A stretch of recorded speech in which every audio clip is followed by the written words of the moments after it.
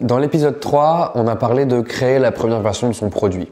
Alors effectivement, tout l'enjeu de la première version, ça va être de vraiment régler le problème qu'on a identifié chez les utilisateurs. Ça, c'est vraiment important. Maintenant, il y a une vraie question qui est comment on s'assure que c'est vraiment le cas. Et pour ça, il faut observer le comportement de tes utilisateurs.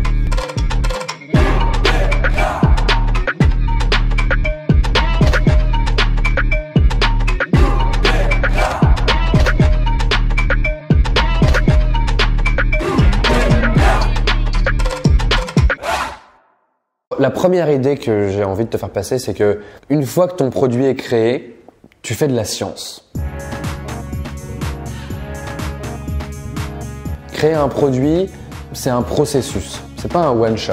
Tu vois, je parle de première version du produit depuis le départ, je parle du processus de création, du cycle de vie d'un produit, parce qu'en fait, créer un produit, c'est jamais fini. Tu sais, c'est la fameuse, c'est un peu une blague chez nous, chez Coup d'État, où on raconte que il y a toujours nos parents qui nous disent ouais, mais est-ce que quand vous aurez fini le site, t'auras plus de travail. Et en fait, le site, il est jamais fini parce que c'est une constante amélioration et c'est une constante méthode scientifique pour comprendre ce qui marche pas et améliorer ce qui marche pas et augmenter ce qui marche bien.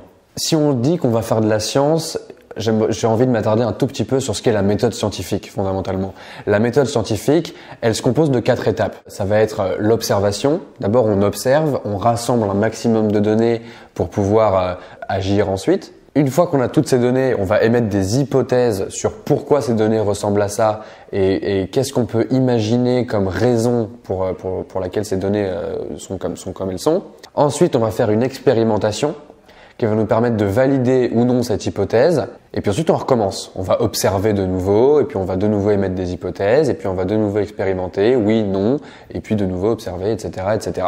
Ça te permet en fait d'avoir un cycle infini qui te permet de te rapprocher de plus en plus de la vérité. Et dans le cas de la création d'un produit, ça va te permettre de te rapprocher de plus en plus d'un produit que les gens kiffent vraiment. Dans cet épisode, l'objectif c'est de parler uniquement de la première étape de cette méthode scientifique qui est l'observation. Parce que sans observer, tu peux imaginer énormément de choses qui se passent pas forcément dans la vraie vie et c'est très facile de se perdre et de commencer à vouloir améliorer ton produit dans tous les sens et même si ta première version est sortie, d'essayer de tomber dans un cycle infini où tu t'en sors jamais. Pour bien observer le comportement de ses utilisateurs, la première étape, et ça c'est dans 100% des business, ça va être de parler en fait aux gens qui sont tes clients, aux gens qui utilisent ton produit. Peu importe ton produit en fait, que ce soit un SaaS, que ce soit une culotte ou que ce soit un smartphone, il faut parler aux gens, genre tout le temps. J'insisterai jamais assez sur la valeur que ça a de parler à tes utilisateurs. Demande-leur ce qu'ils aiment dans ton produit, demande-leur ce qu'ils aiment moins. Ils vont pas forcément être honnêtes, mais déjà la question qu'est-ce que tu aimes dans le produit, elle est différente de est-ce que tu aimes cette fonctionnalité-là. Parce que du coup, tu ouvres le champ des possibles pour la personne à qui tu parles et tu lui permets de te dire je préfère cette partie-là du produit pour voir comment tu peux orienter le truc. Donc demande-leur du feedback direct sur ce qu'ils en pensent, mais c'est pas là où tu vas tirer le plus de valeur. Là où tu vas tirer le plus de valeur, c'est surtout dans le contexte qui entoure l'utilisation de ton produit. Demande-leur à quelles occasions ils l'utilisent. Demande-leur quand, demande-leur où, demande-leur comment. Parce que vraiment, genre, c'est hyper important. Nous, par exemple, c'est comme ça qu'on a créé les podcasts Coup d'État. Genre quand je parlais aux utilisateurs de Coup d'État au départ, tout le monde m'a dit moi j'écoute Coup d'État quand je fais la vaisselle, j'écoute Coup d'État quand je suis en me mettant dans mon canapé le soir quand je rentre d'une journée de boulot et je me craque une bière et je regarde Coup d'État. J'ai des gens qui m'ont dit j'écoute en voiture, etc. On a créé les podcasts Coup d'État parce qu'on s'est rendu compte qu'il y avait plus de gens qui écoutaient certaines de nos conférences que de gens qui les regardaient. Juste ça. Comprendre le contexte dans lequel les gens utilisent ton produit, ça a une valeur gigantesque pour toi. Genre c'est vraiment important. Un truc qui est vraiment intéressant pour toi aussi, c'est de comprendre pourquoi ton produit leur est utile. Le mieux pour ça, c'est de reparler de la problématique que tu avais identifiée au départ, de t'assurer qu'elle existe toujours et que les gens ont toujours le problème et de voir en quoi ta solution les a aidés. Et en fait, en comprenant en quoi ta solution les aide, tu vas pouvoir détecter les points qui sont vraiment intéressants et qui ont vraiment apporté de la valeur émotionnelle aux gens si tu arrives à faire en sorte qu'ils se livrent un minimum. Et en fait, quand tu parles à tes utilisateurs, c'est vraiment important, comme à la première phase d'observation, de creuser toujours plus, de demander pourquoi. À chaque fois que tu as l'opportunité de demander pourquoi, il faut le faire. Ça te permet de creuser toujours plus en profondeur dans ce que les gens aiment bien dans ton produit, dans la compréhension de l'usage que les gens font de ton produit. Il faut poser beaucoup de questions. Et encore une fois, les techniques de en quoi, dans quelle mesure, etc. fonctionnent très bien. Une autre petite technique que j'aime bien, c'est de répéter la fin de la phrase. Où les gens vont me dire « Ah oui, dans ton produit, j'aime bien tel aspect ». Et toi, tu peux répéter la fin de la phrase. Tel aspect ? Ah ouais, mais parce qu'en fait, ce truc-là est vraiment important, parce que ça me permet de régler tel problème. Tel problème ? Ah ouais, mais parce qu'en fait, machin. Et en fait, en creusant comme ça, en niveau, tu vas arriver à des points qui sont vraiment intéressants, qui sont vraiment profonds chez les gens. Et c'est sur ces points de friction que tu vas pouvoir construire des axes d'amélioration pour ton produit. Un dernier truc que tu peux faire quand tu parles à tes utilisateurs, c'est observer leur comportement directement avec le produit. Par exemple, si tu as un site web, tu peux essayer de regarder comment ils s'en servent quand ils sont en live. Et il y a une erreur à surtout éviter quand tu fais ce genre d'exercice-là où tu essayes d'observer le comportement des gens vis-à-vis de ton produit, c'est d'intervenir. Et en fait, c'est normal. Genre toi, tu es le créateur du produit ou tu es la créatrice du produit. Tu es dans une situation où tu vois quelqu'un en face de toi qui utilise ce que tu as créé, donc tu le connais parfaitement, vu que c'est toi qui as créé tous les rouages, tu sais comment ça fonctionne dans le fond. Et tu te retrouves face à des gens qui, dans la plupart des cas, comprennent pas comment ça marche, sont un peu frustrés, mais ils seront toujours moins frustrés que toi. J'ai vécu ça l'autre jour. Genre, il y a un mec que je suis un petit peu qui vient et qui me présente en fait un produit physique qu'il a créé, qui est une sorte de point relais qui permet aux gens de se connecter dessus quand on est en événement et qui en fait permet d'afficher des choses sur une télé. Et donc les gens peuvent envoyer des contenus sur la télé et ça fait une sorte d'écran participatif. Le produit est bien. Franchement, le produit est bien. Il est très complexe parce qu'il est destiné à des gens qui sont professionnels et qui donc ont besoin de beaucoup de fonctionnalités différentes, etc. Il pourrait objectivement être un peu moins complexe, mais c'est pas ça qui était dérangeant. C'est qu'en fait, j'ai commencé à prendre en main son outil. Franchement, j'ai trouvé ça cool. Et il était tout le temps au-dessus de mon dos à essayer de cliquer à ma place, de me montrer, de dire « Ah mais oui, mais là en fait tu trouves pas, donc c'est là ». Et en fait, je pense vraiment que c'est une erreur. Déjà parce que moi, ça me frustre et que ça m'empêche de jouer avec son truc qui était un très bon produit. Et en plus, parce que lui, il rate une opportunité énorme d'apprendre quel est mon rapport à son produit.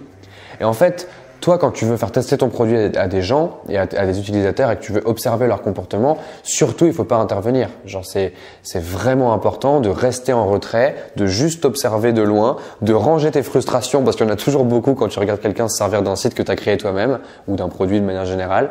Et puis de juste observer et de te dire, OK, si là, il ou elle galère, je dois pouvoir améliorer quelque chose et être tout le temps en constante quête de l'amélioration de ton produit par l'observation. L'observation par le fait de parler à ses users et d'être directement en contact avec eux, ça fonctionne bien. Ça fonctionne très bien pour les produits physiques parce qu'en fait, t'as pas tellement d'autres choix pour mesurer et pour observer le comportement de tes utilisateurs. Par contre, quand tu es une tech, ça devient vraiment intéressant. Quand tu es une tech, tu vas avoir accès à des outils qui sont encore plus performants dans l'observation, qui sont tous les outils de mesure, de métriques, de KPIs, etc. Tout ça, c'est un peu le pouvoir magique de la tech qui fait que des boîtes comme Facebook ont pu grossir aussi vite qu'elles ont grossi parce qu'elles sont pas seulement en train de créer des produits que les gens aiment par observation à l'œil nu et au parler. Elles créent grâce à de la data et elles peuvent accumuler des masses gigantesques d'observations grâce à des outils surperformants. Si tu as un produit physique ou que tu n'as pas de tech, tu peux quand même monitorer tous les aspects qui sont en ligne. Donc par exemple, si tu as un Shopify, tu vas pouvoir monitorer beaucoup de choses. Si tu as un site, un e-commerce, tu vas pouvoir monitorer tout le parcours des gens avant leur achat. C'est intéressant, ça te permet moins d'itérer sur le produit en lui-même. Mais c'est quand même utile de savoir se servir de ce genre de techno. Je pense en 2019, ça te donne un avantage qui est vraiment considérable. Mais du coup, il y a deux questions par rapport à ça. La première, c'est qu'est-ce qu'on mesure? Et la deuxième, c'est comment? Et je vais tâcher de répondre à ces deux questions-là dans cet épisode. C'est une partie qui peut paraître un peu indigeste, mais qui en fait est pas si complexe que ça si tu connais les bons outils et que tu cherches pas à tout apprendre dans l'intégralité, mais que tu commences par quelque part. Le premier truc à comprendre, c'est que tu as un objectif. L'objectif, c'est de mesurer toutes les métriques. Donc les métriques, c'est vraiment l'ensemble des chiffres de ton business, quoi. Toutes les métriques qui ont de la valeur pour ta boîte, qui vont faire en sorte que ta boîte grandisse. Genre, c'est vraiment le truc de base. Le risque qui est contraire à ça, c'est de tout traquer. Si tu commences à tout mesurer, à tout monitorer et à avoir des chiffres sur tout ce qui se passe sur ton site, y compris les choses qui apportent pas de croissance à ta boîte, tu te plantes. Déjà parce que ça va te coûter cher en utilisation d'outils, parce que ces outils sont des outils qui coûtent cher. Et en plus de ça, ça va t'empêcher d'avoir une vision claire sur ce qui est important pour ta boîte et tu vas te mélanger les pinceaux dans tous les sens et c'est très compliqué.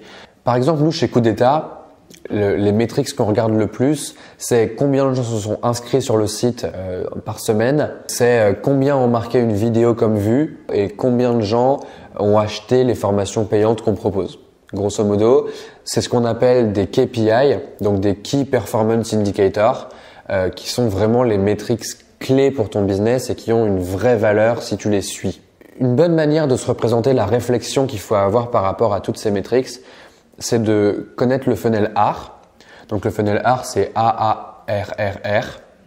Et c'est un funnel en fait de conversion qui reprend tout le parcours de tes utilisateurs à partir du moment où ils entendent parler de toi jusqu'au moment où ils dépensent de l'argent dans ton business. Le funnel ARR, il se décompose comme ça. La première étape, c'est acquisition. Donc c'est toutes les choses que tu peux mettre en place et tous les canaux par lesquels les gens sont amenés à visiter ton site ou ton logiciel ou n'importe quoi pour la première fois. C'est comment tu fais pour les acquérir. La deuxième étape du funnel ARR, c'est activation. Donc c'est vraiment une fois qu'ils sont sur ton site, qu'ils ont visité ta landing page ou des choses comme ça, combien d'entre eux se sont inscrits et sont devenus actifs. Et là, on tombe dans une notion qui est assez importante quand on parle de logiciels et de software de manière générale, qui est la notion d'utilisateur actif. Un utilisateur actif, ça se définit pour chaque business. Par exemple, chez Coup d'État, notre utilisateur actif, c'est quelqu'un qui regarde une vidéo jusqu'au bout. Mais donc du coup, il faut définir ce qu'est un utilisateur actif pour toi et ensuite monitorer le nombre de gens qui ont été activés à partir du nombre de gens qui étaient dans l'acquisition. La troisième étape du funnel, c'est la rétention. Une fois que les gens sont activés, il faut se poser la question de est-ce qu'ils reviennent? Est-ce qu'ils rachètent? Est-ce qu'ils refont des actions qui font d'eux des utilisateurs actifs? Et il faut te poser les questions de quelles métriques je peux suivre pour faire en sorte de savoir si les gens reviennent utiliser mon produit de manière régulière. Ça, c'est la rétention. Ensuite, tu as l'avant-dernière étape qui est le referral, où en fait, c'est vraiment est-ce que les gens parlent de moi? Est-ce qu'il y a du bouche à oreille qui se crée? Est-ce qu'il y a des partages sur les réseaux sociaux qui sont faits?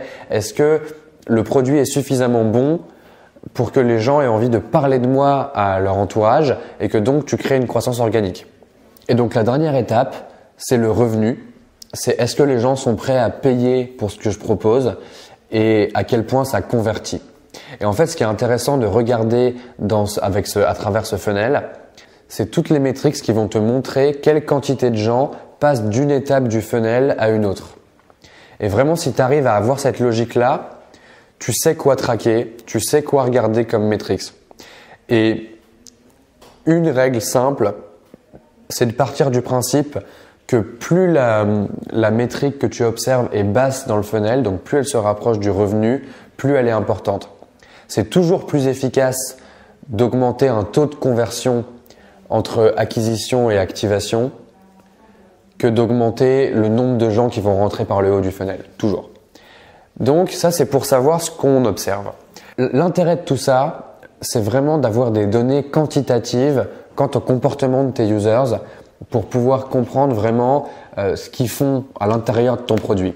Maintenant qu'on a parlé de tout ça et qu'on a fait beaucoup de théories sur ce qu'on devait traquer et ce qu'on devait mettre en place comme métrique, le mieux c'est de faire de la pratique. et je vais vous montrer les outils qu'on utilise chez Kudeta. Pour moi, il y a vraiment peu d'outils qui sont performants et je pense qu'il n'y a pas besoin d'en connaître beaucoup plus. Encore une fois, il y aura des alternatives. Vous pourrez trouver tout ce que vous voulez comme alternative en fouillant sur Google. Je vais vous présenter les deux outils qui me paraissent les plus efficaces pour traquer tout le comportement des utilisateurs, qui sont Mixpanel et Hotjar. Et dans ces trucs-là, on va voir qu'il y a très peu de fonctions à connaître pour pouvoir commencer à utiliser et à traquer vraiment le comportement des users. Mon but, c'est pas de te montrer comment fonctionne Mixpanel de manière exhaustive. Mon but, c'est vraiment de montrer comment fonctionnent les trucs de base qui vont être utiles pour traquer les métriques fondamentales de ton business. Après, tu peux creuser beaucoup plus. Il y a énormément de docs, il y a énormément d'articles. Si tu commences à prendre des plans payants, la team de Mixpanel peut t'aider. Il y a une Mixpanel Academy. Enfin, c'est un outil qui est très complexe et qui peut faire peur quand on veut le prendre en main. Mais en fait, il n'y a pas tant de fonctions que ça qui sont vraiment essentielles et on va essayer de voir ces fonctions-là. Avant toute chose, le premier truc à comprendre avec Mixpanel, c'est que ça s'installe dans une application.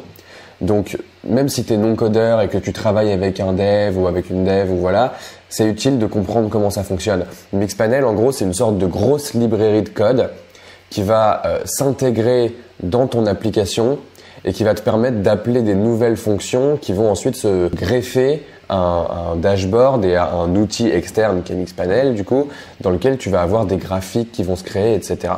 Donc, à la base, il faut installer Mixpanel et ensuite, il va falloir traquer ce qu'on appelle des events. Pour traquer des events, en fait, ça marche comme ça. Ici, avec cet exemple-là, on voit que c'est en JavaScript, donc c'est un des langages que tu peux utiliser avec Mixpanel. Si tu vois le code comme une succession d'actions ordonnées à l'ordinateur, tu peux imaginer qu'à chaque fois qu'une action est demandée par le code, tu peux y associer un événement, un event que tu vas envoyer. Pour comprendre ce qu'est un event, le mieux c'est de prendre un exemple concret. Ici, dans la documentation de Mixpanel, ils prennent un exemple avec un event qui va s'appeler Song Played. Donc on peut partir du principe que par exemple, on est sur un logiciel d'écoute de musique, genre Spotify, Apple Music, des trucs comme ça, et où en gros, on veut à chaque fois que l'utilisateur va écouter une chanson, on veut envoyer un événement à Mixpanel qui va informer Mixpanel du fait que l'utilisateur ait joué une chanson. Donc, à chaque fois qu'il va y avoir un bout de code qui est exécuté quand l'utilisateur appuie sur play, par exemple, en plus de lancer la chanson qui est le comportement normal de l'application, on va envoyer un event à Mixpanel qui dit là, l'utilisateur, il a joué la chanson. Ici, ce qui est intéressant, c'est de voir en fait que à la fois dans l'événement, il y a un titre, donc tu vois, tu vas appeler ça avec une fonction qui s'appelle mixpanel.track, peu importe. Ce qui est important, c'est qu'ici, il y a le nom de l'événement qu'on envoie à Mixpanel qui s'appelle Song Played. En plus d'envoyer l'information à Mixpanel au moment où l'utilisateur clique sur play pour jouer la chanson, on va pouvoir lui passer ce qu'on appelle des paramètres. Donc les paramètres, ici, il y en a deux.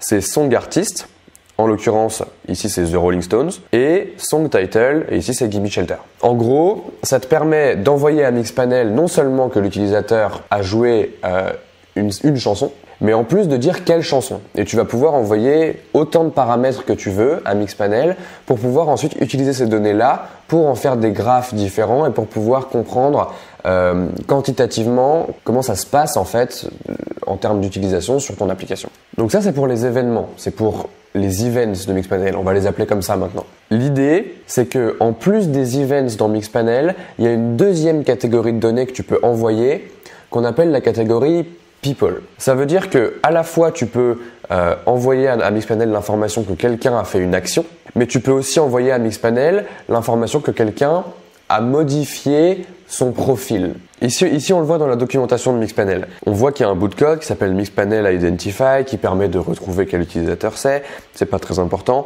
Par contre, on voit qu'ici, il y a une fonction qui s'appelle mixpanel.people.set et où tu peux lui assigner un first name, ici c'est Joe, et un favorite music genre, ici c'est rock. Ce qui est important avec ça, c'est que par exemple, tu vas pouvoir envoyer un event qui dit il a joué une chanson et en même temps, juste dans la foulée, tu vas pouvoir envoyer une modification du profil de cette personne où tu vas augmenter de 1 le nombre de fois où il a joué une chanson. Ça te permet à la fois d'avoir l'ensemble des actions qui ont été effectuées par tes utilisateurs à grande échelle Mais ça te permet aussi de savoir pour une personne en particulier combien de fois elle a joué une chanson. Ça te permet de savoir d'où elle vient. Tu peux envoyer vraiment toutes les infos que tu veux dans Mixpanel. Avec ces deux trucs-là, tu as compris comment fonctionnait Mixpanel de manière générale. Tu envoies des events, tu envoies des informations sur le profil de la personne et Mixpanel va te construire tout un tas d'outils qui vont te permettre d'analyser ces données de la meilleure manière. Donc, maintenant qu'on a compris comment fonctionnait Mixpanel de manière globale, allons dans Mixpanel. Pour moi, sur Mixpanel, il y a 3 fonctions qui sont vraiment intéressantes et vraiment utiles au départ quand on veut prendre en main l'outil et quand on veut commencer à traquer des choses intéressantes pour comprendre le comportement de ses utilisateurs. Tout ce qu'ils vont appeler les insights. Donc les insights, c'est vraiment la variation du nombre d'occurrences d'un événement dans le temps. Il va y avoir tout ce qui est funnel. Donc tous les tunnels de conversion que tu vas pouvoir observer et les pertes que tu vas avoir dans les parcours d'utilisateurs que tu veux mettre en place. Et le dernier truc, c'est les observations de rétention. Ça pour moi c'est vraiment utile parce que ça te permet de monitorer combien de gens utilisent ton service dans le temps et c'est la partie rétention de ton funnel A en fait. Donc on va essayer de voir ces trucs-là et en plus de ces 3 fonctions-là, on va parler des profils utilisateurs et de comment tu peux regarder le comportement de tous les gens qui utilisent ton app à travers leur profil et comment tu peux stocker des informations sur eux. Donc d'abord, on commence par les insights. Les insights, ça te permet de dresser des graphes à partir des événements que tu as envoyés. Donc par exemple, sur Coup d'État, on va avoir un premier event qui est Signed Up. Signed Up, c'est tous les gens qui se sont inscrits sur la plateforme Coup d'État. Si on regarde ici donc le nombre de Sign Up dans les derniers 30 jours, eh ben on voit qu'on en a eu 2900. Ici, ce graphe-là est intéressant, mais tu peux commencer à le modifier. Tu vas pouvoir à la fois le faire en barre comme il est ici, mais tu vas pouvoir le modéliser en ligne, donc voir à travers le temps combien il y a eu de gens. Donc tu vois là on voit que le jeudi 7 mars, il y a eu 236 personnes qui se sont inscrites et tu peux changer ce graphique-là pour dire je veux pas le voir au jour le jour, je veux le voir semaine après semaine par exemple. Et donc là on voit que semaine après semaine, on a eu 643 personnes, puis 603, puis 641, puis 861. Et il y a des prédictions qui sont faites dans le futur. Ça c'est vraiment intéressant parce que ça te permet de voir pour un événement aussi important que le sign-up, quelle est l'évolution dans le temps. Ce qui est aussi intéressant, c'est que tu vas pouvoir filtrer ces événements-là avec des propriétés que tu as envoyées dans l'événement. Donc si ici j'ajoute un filtre et que je vais filtrer avec une propriété. Un truc qui est intéressant, c'est que du coup, tu vas pouvoir vraiment faire le découpage de la manière dont les gens ont enclenché cet événement-là. Là, par exemple, sur le sign-up sur Coup d'État, on a 2 manières de s'inscrire aujourd'hui. Il y a la première manière qui est la page d'accueil, le flow d'inscription classique que tout le monde voit. Donc, aller sur coupdeta.co et faire je m'inscris et ensuite s'inscrire avec Facebook ou s'inscrire avec Google. La deuxième manière de s'inscrire, elle va être à travers un épisode. Donc, si par exemple, quelqu'un t'envoie un épisode de Coup d'État, mais que tu n'es pas encore inscrit ou que tu n'es pas connecté à la plateforme, eh ben, tu vas avoir une page spéciale qui en fait reprend des extraits de la vidéo avec marqué content de te revoir. Les gens peuvent s'inscrire par cette page-là. Et nous, dans Mixpanel, quand la personne s'inscrit, on va différencier le fait qu'elle se soit inscrite soit par la page d'accueil, soit par une page comme celle-là, parce que ça nous permet en fait de connaître les performances de ces pages-là en fait et de par épisode si les trailers qu'on fait pour cette page-là sont performants ou pas. Ça nous permet de prendre des décisions sur comment agencer cette page, etc. Donc, une fois qu'on revient sur Mixpanel, en fait, on va avoir une fonction dans l'interface de Mixpanel qui permet de faire le découpage de ces différentes sources d'inscription et en l'occurrence, nous, on va le faire par épisode. Donc, ça va nous permettre de voir par épisode combien ça nous a rapporté d'inscrits. Donc ici, si on clique sur le petit plus à côté de Signed Up et qu'on dit qu'on veut faire le breakdown entre toutes les sources qu'on a, hop, on va faire source. Et bien ici, on voit que sur les 30 derniers jours, en fonction de la source, le nombre de sign-up est réparti comme suit. On a 1500 personnes qui se sont inscrites sur le site par le flow classique, donc vraiment par la page d'accueil, sans passer par une des pages comme je t'ai montré. Ça fait 51,88% des gens qui se sont inscrits sur les 30 derniers jours. C'est intéressant. Et ensuite, on voit qu'il y a 305 personnes, encore une fois sur les 30 derniers jours, qui sont inscrites à travers l'épisode 8. L'épisode 8, c'est l'épisode de Pierre, de Flat, sur comment orchestrer la croissance de 0 à 1 million d'utilisateurs. Et on voit que ça nous a rapporté 305 personnes qui sont inscrites. Pareil, Coup d'État X, saison 1, épisode 7, 6,16% des gens se sont inscrits à travers cet épisode-là. 180 personnes. Et comme ça, on peut aller jusqu'à tous les épisodes. Et en fait, c'est vraiment intéressant parce que ça nous permet de voir quels sont les épisodes qui nous rapportent le plus d'inscrits et de pouvoir choisir sur lesquels on va agir. L'intérêt d'améliorer la page et le trailer de saison 1, épisode 4, il est plutôt faible comparé à changer le trailer de Pierre pour essayer d'augmenter les performances et essayer de voir comment on peut faire pour qu'il y ait de plus en plus d'inscrits à travers cet épisode-là. Pour bien insister là-dessus, le mieux c'est que je vous montre encore un autre exemple qui est que ici, en plus de la source, donc de l'épisode à travers lequel les gens peuvent s'inscrire, on va traquer le provider qui est que les gens s'inscrivent avec Facebook, avec Google ou avec leur email. Et ici, on voit que c'est plutôt bien réparti. Donc là, on a un graphique en barre, mais comme je vous montrais tout à l'heure, hop, on peut le modifier pour en faire un graphique en camembert. Donc ici, voilà, on voit que 29% des gens s'inscrivent avec leur adresse mail, que 37,87% des gens s'inscrivent avec Google et que le reste s'inscrit avec Facebook. Et en fait, ça te permet de comprendre, est-ce que c'est intéressant de garder l'email, de faire la répartition. Ici, il n'y a pas grand-chose à apprendre de cette donnée-là, parce qu'elle est assez bien répartie et ça prouve qu'il faut probablement laisser les trois. Mais en tout cas, ça te donne une idée de ce que tu peux créer comme graphique dans Mixpanel à partir des événements que tu as envoyés. Parce que je rappelle que ce graphique-là, il est construit à partir d'un événement qui est envoyé à chaque fois que quelqu'un s'inscrit et on lui transmet des propriétés. Est-ce qu'il s'est inscrit avec Facebook? Est-ce qu'il s'est inscrit à travers un épisode? À quelle date il s'est inscrit? Etc. etc. Donc ça, c'était pour la première partie qui te permet de traquer en fait les événements qui sont envoyés à travers Mixpanel et d'en faire des graphiques. Le deuxième truc dont j'ai parlé, c'est les funnels. Les funnels, c'est un graphe qui est vraiment intéressant parce qu'il te permet de comprendre où est-ce que les gens s'arrêtent dans un parcours que tu as voulu créer pour eux et qui te permet de les faire avancer dans l'expérience de ton produit. Nous, on a plusieurs funnels chez Coup d'État.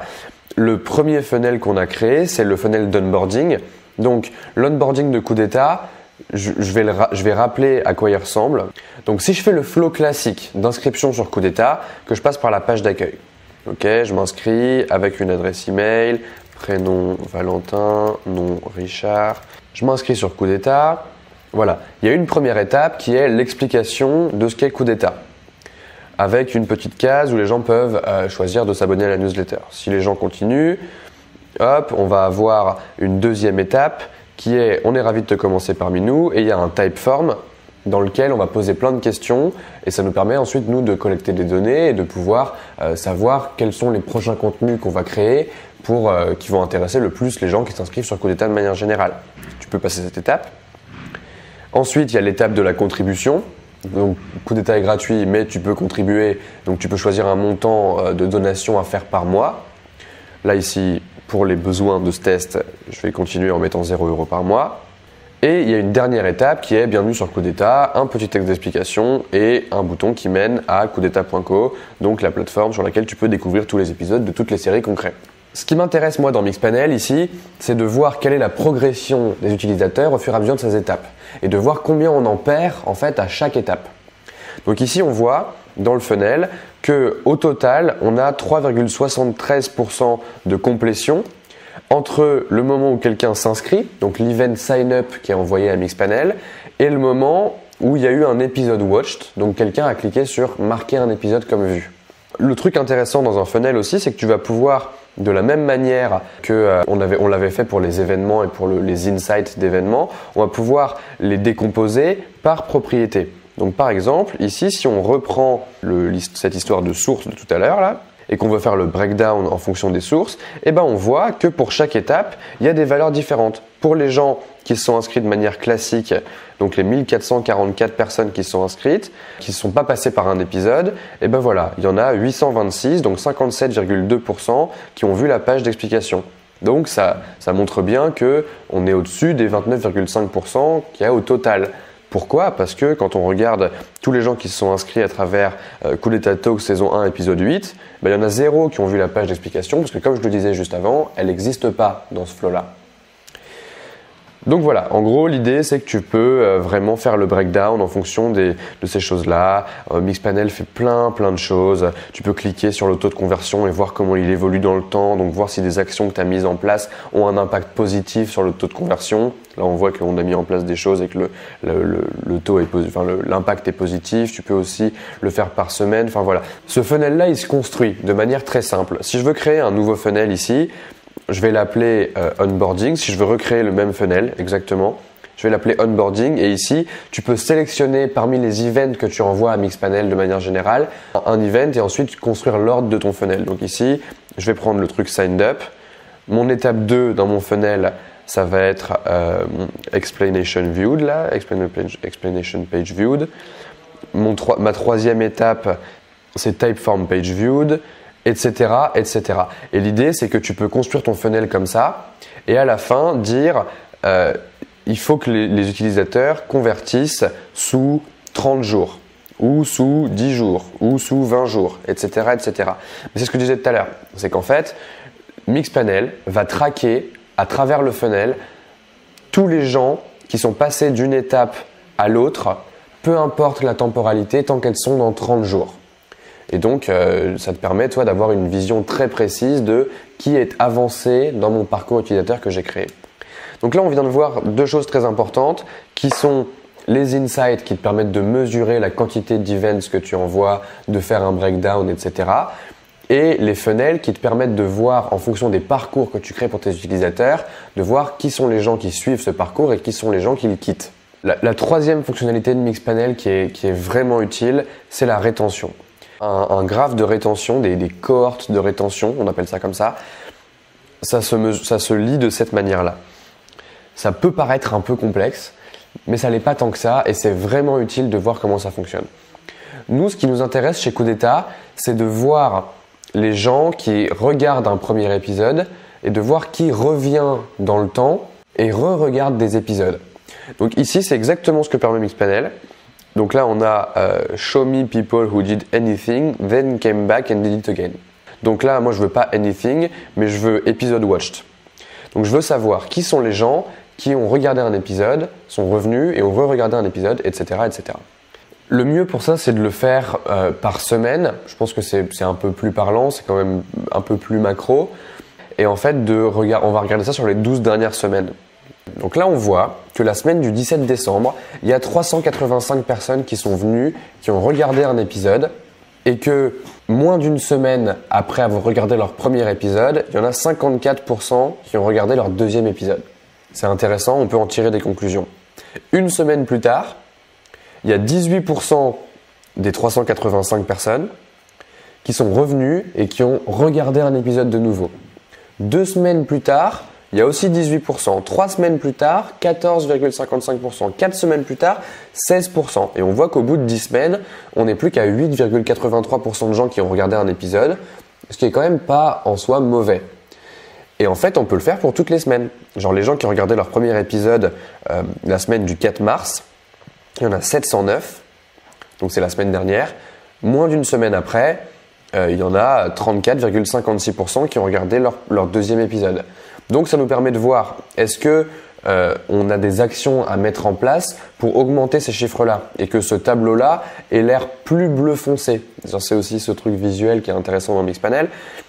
Et en fait, regarder les données, ça te permet d'avoir des idées, de te dire, ok, là il y a un problème, il y a une problématique, comment ça se fait que après 4 semaines, on n'a plus que 10% des gens qui regardent de nouveau un épisode, mais que ça remonte en semaine 5, visiblement, comment ça se fait? Et tu te poses la question de savoir comment ça se fait que ces données sont là.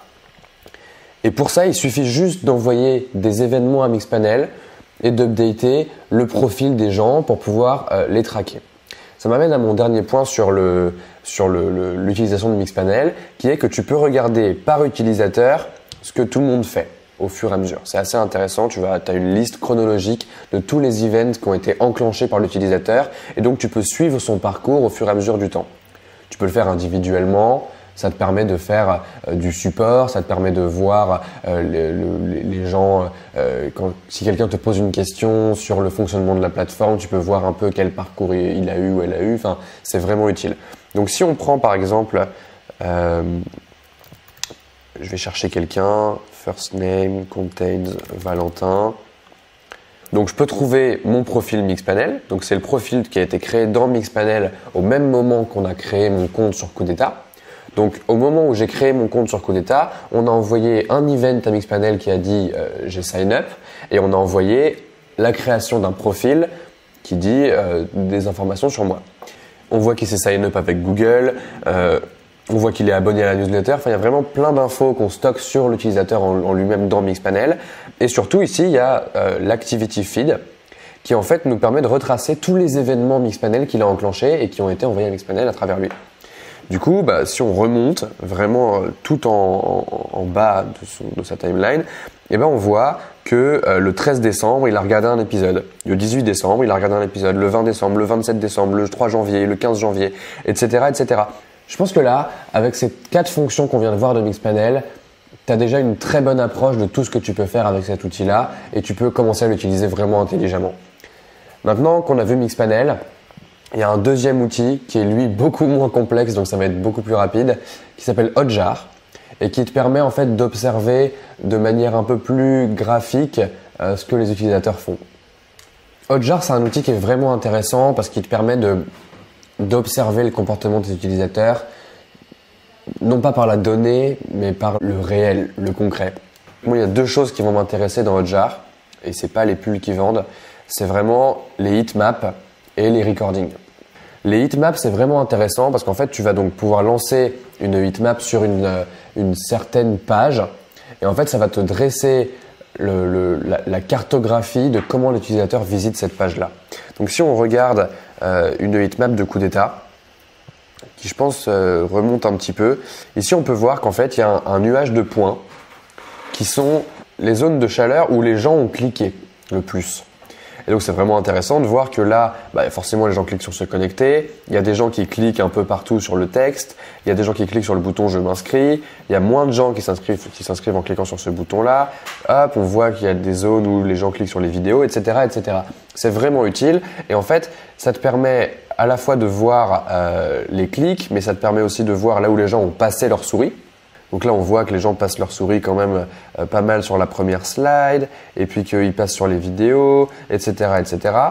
Et tu peux voir aussi le niveau de scroll dans une heatmap. Donc là, on voit que quasiment 100% des gens ont regardé ce truc-là. Donc plus c'est rouge, et plus ça tend vers le rouge, plus il y a de gens qui ont regardé, et plus ça tend vers le bleu, et moins c'est le cas. Là, on voit que voilà, au fur et à mesure, il y a de moins en moins de gens qui ont scrollé de plus en plus bas, mais ça reste quand même correct. Parce qu'on voit qu'on n'a même pas de bleu foncé comme ici. On voit qu'on est presque dans le vert, on est dans le bleu turquoise sur la fin. Donc on est quand même à un niveau correct de scroll et les gens savent qu'il faut scroller, etc.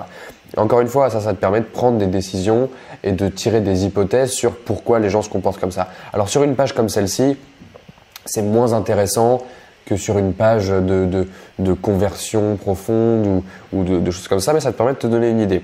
Ça, c'est vraiment la fonction heatmap de Hotjar. Il faut jouer avec, c'est intéressant, ça te permet de tirer des hypothèses, mais c'est pas la plus intéressante. Pour moi, ce qui est le plus intéressant, c'est les recordings de Hotjar. Ça, c'est vraiment magique pour le coup.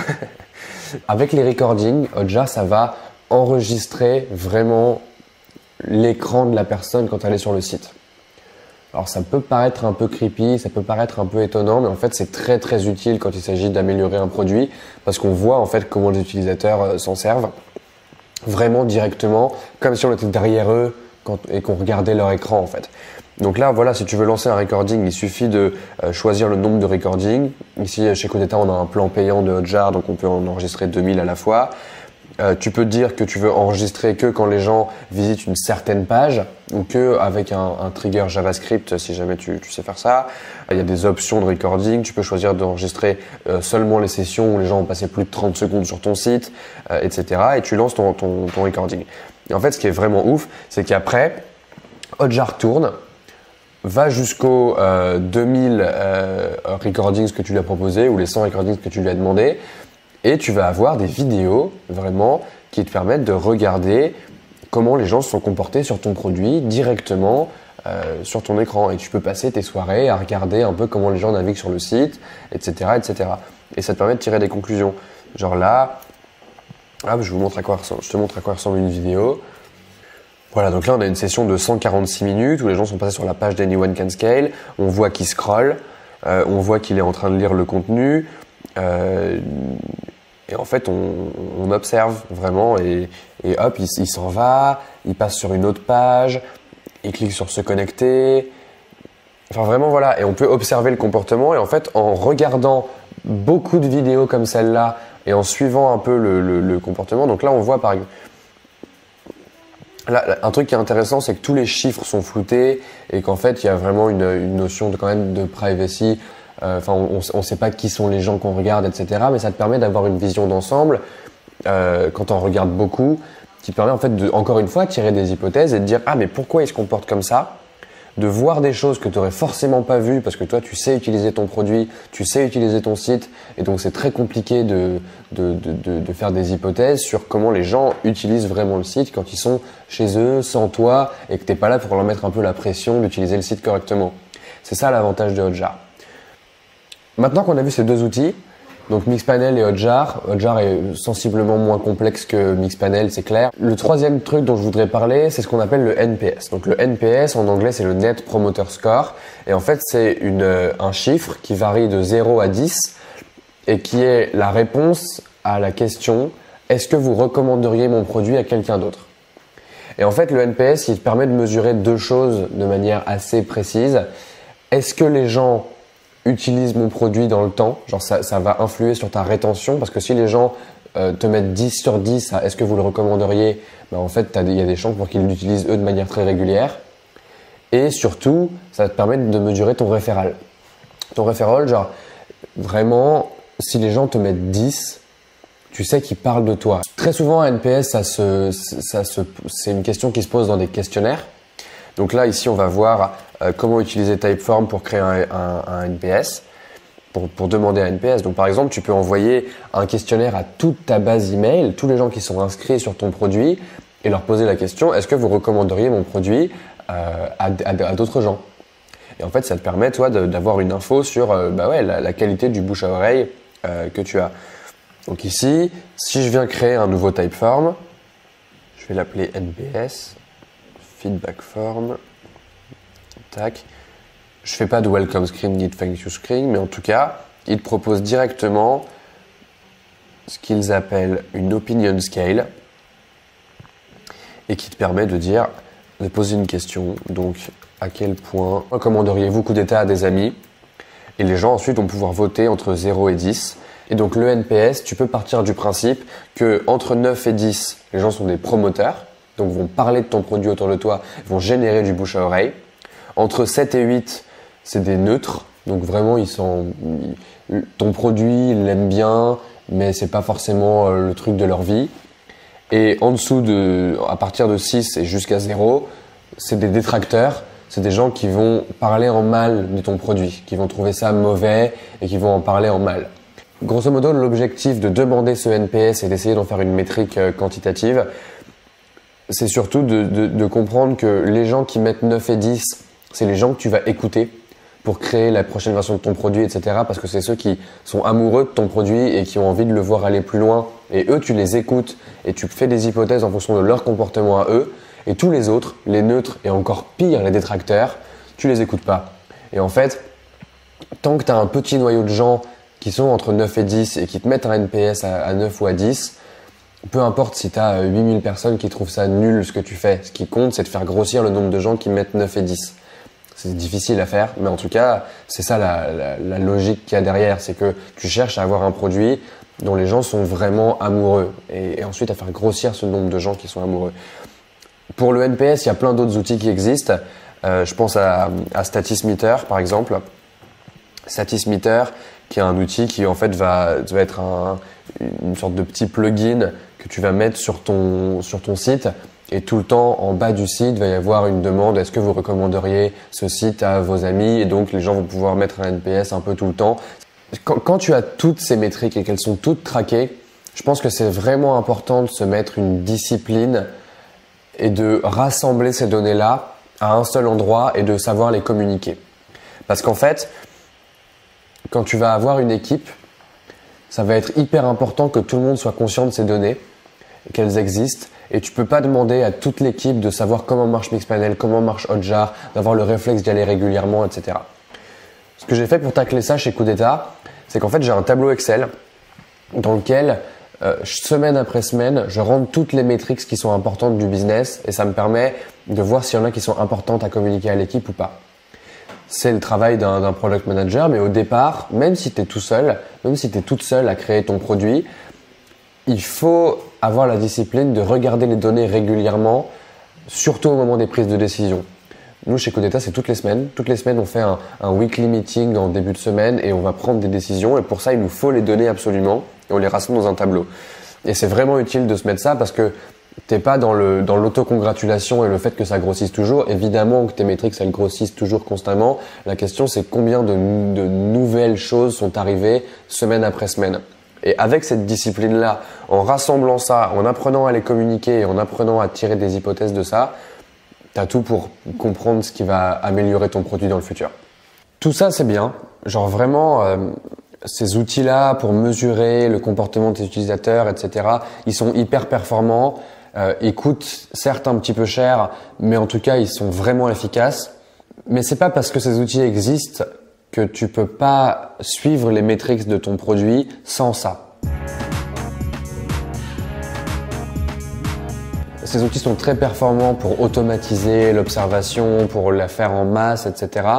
Mais le truc vraiment important et le message que je veux faire passer dans cet épisode, c'est vraiment que quoi qu'il arrive, quels que soient les outils que tu utilises, même si tu n'utilises pas d'outils, c'est important de tenir à jour tout le temps des tableaux de données auxquels tu peux te raccrocher pour prendre des décisions. Parce qu'encore une fois, on fait du business et pas de l'art. Et que là où l'art va faire ce qui lui plaît, le business va faire ce qui plaît au client. Et vraiment, c'est important d'avoir ces données-là constamment. Tu peux avoir juste un Excel dans lequel tu vas rentrer chaque semaine le nombre de ventes que tu as faites. Mais en tout cas, traquer un minimum de KPIs, traquer un minimum de métriques qui vont te permettre de prendre des décisions efficacement, c'est hyper important. Il faut le faire parce que, en fait, toutes ces observations, toute cette accumulation de données que tu vas avoir grâce à ces outils, grâce à un travail intelligent d'observation sur un grand nombre de personnes, elles vont te permettre de faire ce qui est la deuxième étape de la méthode scientifique, qui est émettre des hypothèses. Et en fait, ce cycle-là d'observer, puis d'émettre des hypothèses et d'expérimenter, c'est ce qu'on va appeler ici le feedback loop. Donc vraiment le fait de faire des allers-retours avec tes utilisateurs pour comprendre de quoi ils ont besoin. Et donc une fois que tu as observé leur comportement, que tu leur as parlé, il va y avoir tout un enjeu de détecter les nouveaux problèmes auxquels ils vont faire face maintenant qu'ils ont un peu réglé leurs problèmes avec ton produit et de comprendre comment améliorer constamment ton produit. Et le feedback loop, c'est ce dont on parle dans l'épisode 5.